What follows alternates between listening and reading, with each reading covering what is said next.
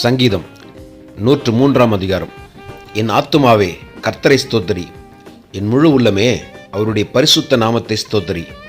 என் ஆத்துமாவே கர்த்தரை ஸ்தோத்திரி, அவர் செய்த சகல உபகாரங்களையும் மறவாதே.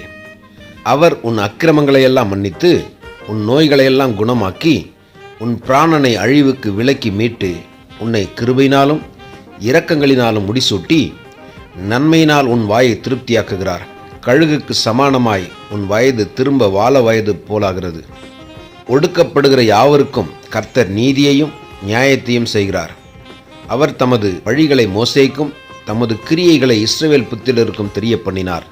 கர்த்தர் உருக்கமும் இரக்கமும் நீடிய சாந்தமும் மிகுந்த கிருபையும் உள்ளவர். அவர் எப்பொழுதும் கடிந்து கொள்ளார், என்றைக்கும் கோபம் கொண்டிரார். அவர் நம்முடைய பாவங்களுக்கு தக்கதாக நமக்கு செய்யாமலும் நம்முடைய அக்கிரமங்களுக்கு தக்கதாக நமக்கு சரி கட்டாமலும் இருக்கிறார். பூமிக்கு வானம் எவ்வளவு உயரமாயிருக்கிறதோ அவருக்கு பயந்தவர்கள் மேல் அவருடைய கிருபையும் அவ்வளவு பெரிதாயிருக்கிறது. மேற்குக்கும் கிழக்குக்கும் எவ்வளவு தூரமோ அவ்வளவு தூரமாய் அவர் நம்முடைய பாவங்களை நம்மை விட்டு விலக்கினார். தகப்பன் தன் பிள்ளைகளுக்கு இறங்குகிறது போல கர்த்தர் தமக்கு பயந்தவர்களுக்கு இறங்குகிறார். நம்முடைய உருவம் இன்னதென்று அவர் அறிவார். நாம் மண்ணென்று நினைவு கூறுகிறார். மனுஷனுடைய நாட்கள் புல்லுக்கு ஒப்பாயிருக்கிறது. வெளியின் புஷ்பத்தை போல் பூக்கிறான். காற்று அதன் மேல் வீசினவுடனே அது இல்லாமற் போயிற்று. அது இருந்த இடமும் இனி அதை அறியாது. கர்த்தருடைய கிருபையோ அவருக்கு பயந்தவர்கள் மேலும் அவருடைய நீதி அவர்கள் பிள்ளைகளுடைய பிள்ளைகள் மேலும் அநாதியாய் என்றென்றைக்கும் உள்ளது.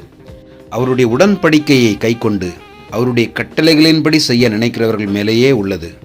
கர்த்தர் வானங்களில் தமது சிங்காசனத்தை ஸ்தாபிக்கிறார். அவருடைய ராஜரீகம் சர்வத்தையும் ஆளுகிறது. கர்த்தருடைய வார்த்தையை கேட்டு அவருடைய வசனத்தின்படி செய்கிற பலத்த சௌரியவான்களாகிய அவருடைய தூதர்களே, அவரை ஸ்தோத்திரியுங்கள். கர்த்தருக்கு பிரியமானதை செய்து அவர் பணிவிடைக்காரராய் இருக்கிற அவருடைய சர்வ சேனைகளே, அவரை ஸ்தோத்திரியுங்கள். கர்த்தர் ஆளுகிற எவ்விடங்களிலும் உள்ள அவருடைய சகல கிரியைகளே, அவரை ஸ்தோத்திரியுங்கள். என் ஆத்துமாவே கர்த்தரை ஸ்தோத்திரி. ஆமென்.